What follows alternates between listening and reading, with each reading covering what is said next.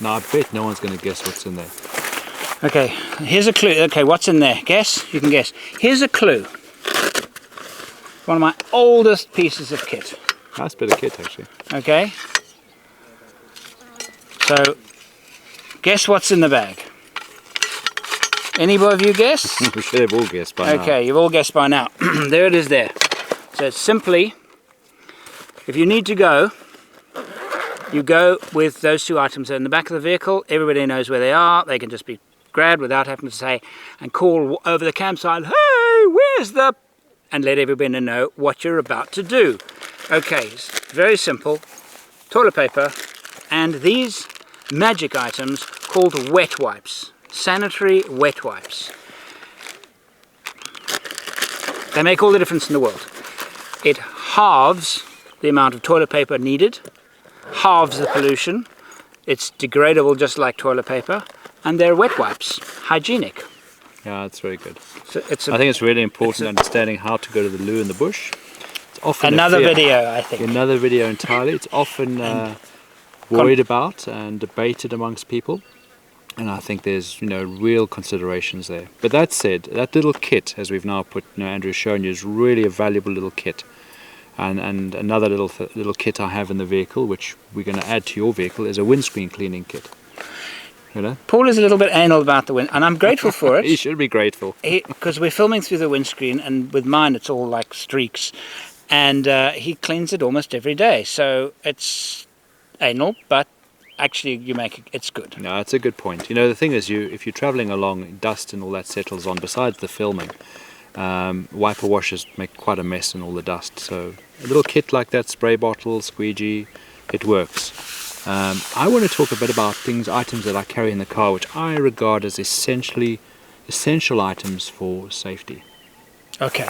So we've talked, I think, in canning stock routes, a clear example of grass and there's a high risk of fire collecting grass underneath the car, which could happen. We've seen the number of vehicles burnt out.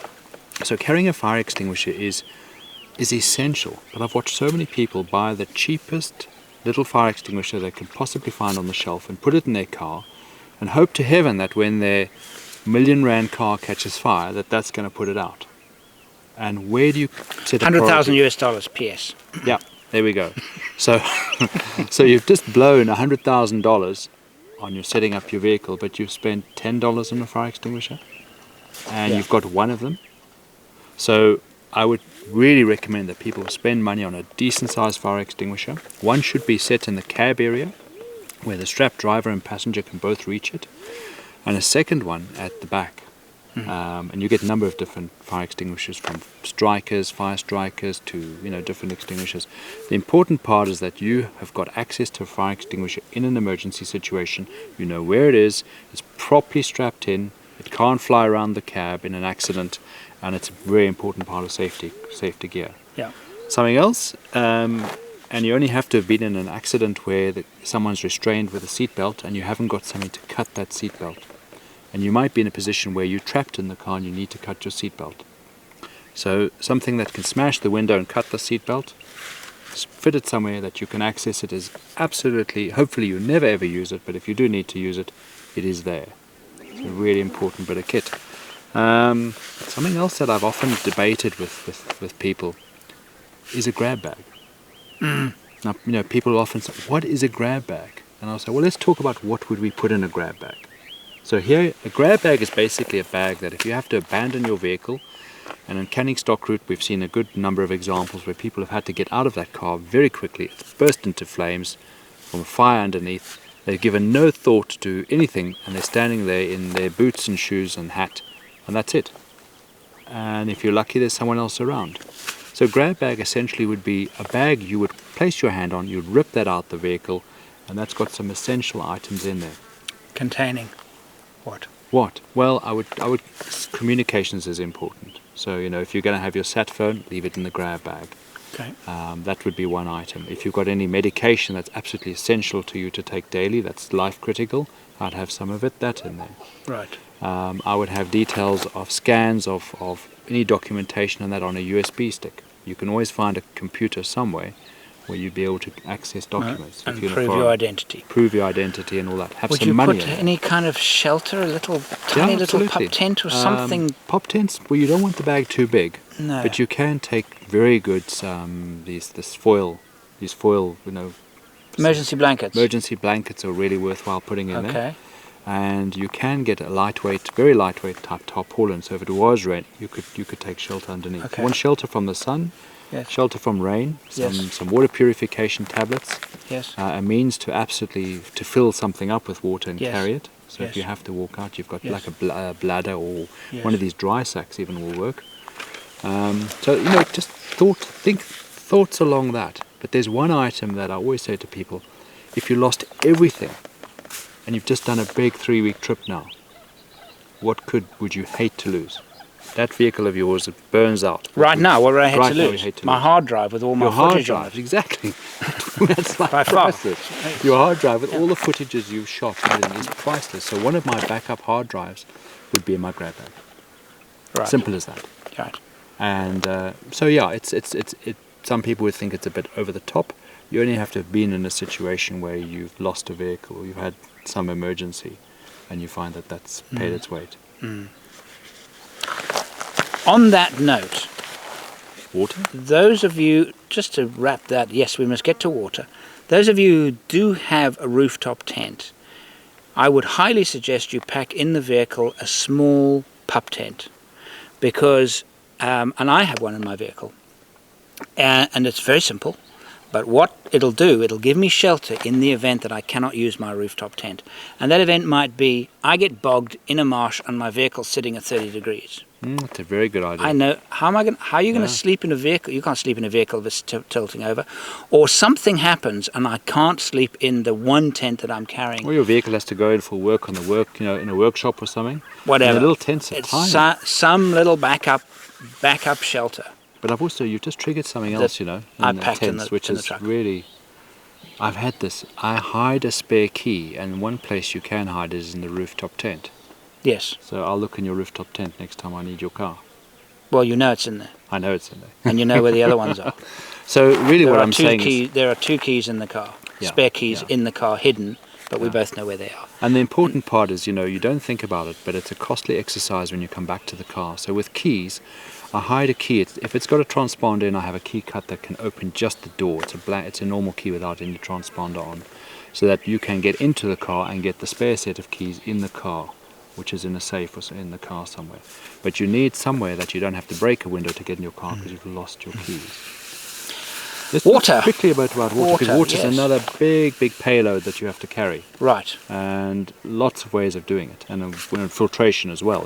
Yeah. We've been lucky with the water we've picked up. We've picked up mostly very, very nice water. And it's always nice to be able to have a water system where you can keep drinking water in one place and know that that water is perfectly palatable. And grey water, it's called grey water, it's kind of a generic term for water you pick up somewhere else, which might be good, but it also might not be good, and you never want the two to mix. So in this case of our trip here, a separate can. We've got a tank in the vehicle, it's 100 litres, that's our drinking water. We only put in water that's potable. In the separate container, we can put any water we like, and we can shower with that water, wash with that water, and But it's we actually we've done that exactly. So the 20 litres that we carry is also treated as emergency water. right. So wherever you get into your vehicle, regardless of how much water you think is in your tank, because your tank could split, you could have a problem, you have 20 litres of emergency water, Yes. which could be used for you or the vehicle or whatever. And ideally it's drinkable water, or you've got a means to purify it. Yes. Now I've seen some purification systems which are actually a jerry can, and then you can pump it up and you can pressurize it, and it's a system where you can purify the water.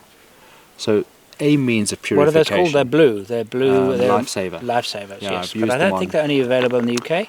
They Haven't probably seen aren't. them. I mean, they're not available in South Africa, for one. But I must say that it's a great bit of kit, Yeah. because it gives me 2 options. One is I've got a container, I can walk over to a tap, I can fill up, I can come back and transport that water to the vehicle using a super siphon, which is simply a hose which siphons the water, little one non-return valve.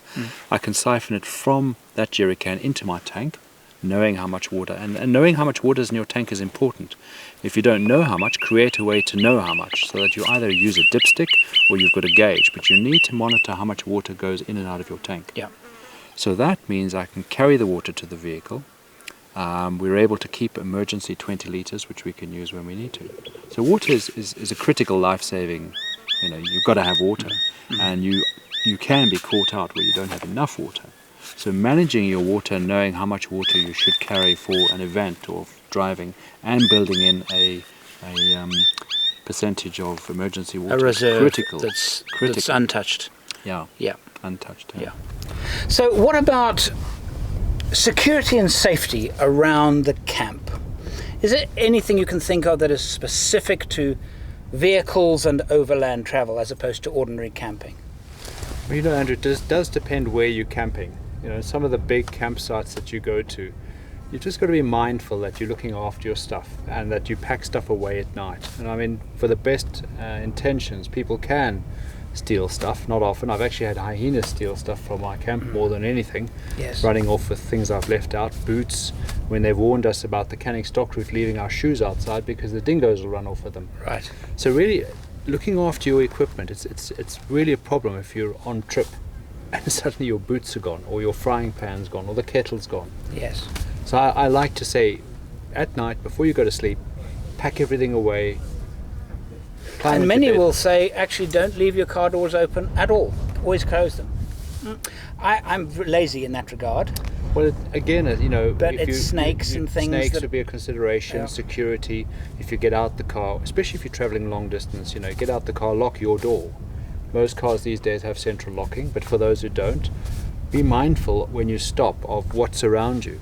Yeah. And if a lot of people come up around you, you don't have to be panic. I mean, I've crossed borders and the guys flock your car. They want to change money. And actually, you can engage with them and have quite a lot of fun. And I've had some of the best experiences chatting to the guys and finding out about stuff. They're going to make a bit of money because they're going to change you some cash that you need, and you can engage and have some fun. So, but I'd also find someone at the border who's going to look after my car. Right. And I'll agree with him a rate of a couple of dollars, and then he will look after my car, and when I come back, he's looked after my car. Okay. So more often, people worry about, you do need security in the car. I don't like electronic security. I would try and rip every immobilizer out of an overland vehicle if I could. I've had situations where you're parked up, you're watching elephants, the elephant starts coming towards you, now you're fumbling with the immobilizer, you can't get the car started, you want to reverse, or panic breaks loose. I much prefer mechanical devices, especially when you're traveling on big long distance trips. Right. For one, immobilizers fail and break down, and a mechanical device, it's there. It's a switch, or it's a box that covers the pedals, or it's a gear lock or something. So that's a separate topic altogether, but it's absolutely right. The only actual breakdown failure I've ever had in any of my Land Cruisers, immobilizer. Exactly. I've had no other failures with those vehicles at all. But around the camps, and we've both lived and spent lots of time in Africa, there is a real security risk of wild animals. Wild animals, and when you're camping with your family in Africa specifically, I'm sure it might be the same in North America with bears, but the same thing applies, I believe, with wild animals. Keep yourselves close together. So if you've got a fire, keep yourself in a laager. Don't let kids run off, straggling off, or falling asleep in a chair at the outside of the camp perimeter. Or take a torch if you're going to the ablution blocks. Yes, and scan. Be aware. Wild animals are around. They're wild. You're not their dinner, but if you get into a nasty situation... Yeah. I think it's about being mindful, and actually often putting lights on the vehicle. You don't want to be lit up by a Christmas tree, but I don't like to walk around the back of my vehicle if I haven't got a light there, even a light on the ground, because an animal will stay its distance if that's why we build a fire, or there's a light on the ground. It just will keep that boundary, which is quite nice. And the other thing and I imagine it's the same in any desert area, if you're camped near water, you may be stopping animals getting to drink, and they won't like it a bit. They'll either go thirsty, stroke hungry, or big animals, hippos, elephants and things like that, will actually trample all over your stuff to get to the water, because to them water is priority. So camping near open water, and also bad idea generally speaking. Camping in riverbeds, it is so dangerous. I've heard umpteen stories of people who've parked in a riverbed, got stuck, left the vehicle, and come back the next day and the rivers come down, flash floods. Yeah. Flash floods come down so quickly you won't have time to get out of your roof tent and move your vehicle if you camp there. I promise you won't hear it. In deserts, flash floods are... It's scary. Yeah. It's really scary. Yeah. So that's just a ruling which we always say to people. Yeah. You know, looking hygiene and looking after rubbish and all that is also part of camp security and looking after, especially rubbish. You know, Yes. animals are attracted to rubbish and that. We mentioned that. Well, thank you very much for watching. If you've enjoyed our series of Overland Workshop 101 that we've been shooting here on the Canning Stock in remote Western Australia, we hope you have enjoyed the show. There will be more to come, that we can promise you. If you'd like to be more involved and like to be a kind of a producer of the show in your own way, visit our Patreon page, support us, and get lots of other goodies as well. Thank you again for watching. Thank you very much.